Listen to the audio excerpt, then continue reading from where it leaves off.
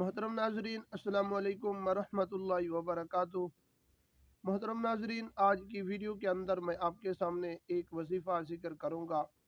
अगर आपको ऐसी बीमारी है, डॉक्टरों ने लाइलाज कर दिया, या पुरानी बीमारी है, आप दवाई ले रहे हैं लेकिन आपको आराम नहीं आ रहा, तो आप इस वजीफ़े को अपना मामूल बनाएं। इंशाअल्लाह आपको अल्लाह तबारक व तआला शिफा अता फरमाएंगे।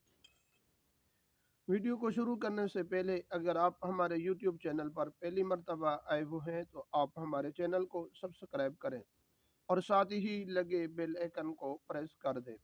इस तरह की वीडियो का नोटिफिकेशन आप तक पहुंचता रहे। नाजरीन, एक डॉक्टर कहने लगा कि एक वार्ड के अंदर मरीज आए हुए थे।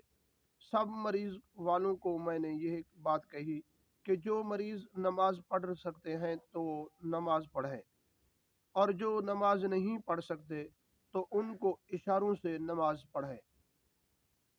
और नमाज के बाद आपने हुजूर सल्लल्लाहु अलैहि वसल्लम की ज़ात मुबारक पर दुरूद शरीफ पढ़ें और कलमा तय्यबा का विर्द करें।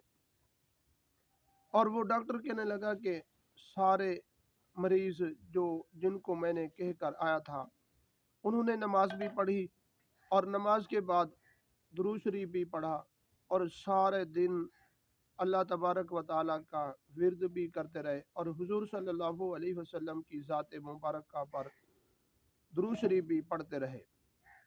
और उनको मैंने कुछ ही दिनों के अंदर उनको देखा कि वो अल्लाह तबारक व ताला ने उनको शिफा याब कर दिया, अल्लाह ने सेहत अता फरमाई। और जो मरीज़ थोड़े बीमार थे उनको बीमारी इतनी बड़ी नहीं थी और उन्होंने नमाज पढ़ना छोड़ दी, या उन्होंने कुछ और बातें सियासत में या इधर उधर की आपस में बातों में लगे रहे, अल्लाह तबारक व ताला ने उनको थोड़ी सी अता फरमाई। नाजरीन, आपको अगर बीमारी है, आप हुजूर सल्लल्लाहु अलैहि वसल्लम की ज़ात मुबारक पर दुरूद शरीफ पढ़ें और कलमा तय्यबा का विर्द करें और नमाज 5 वक़्त पढ़ें। इंशाअल्लाह अल्लाह तबारक व ताला आपको सेहत अता फरमाएंगे।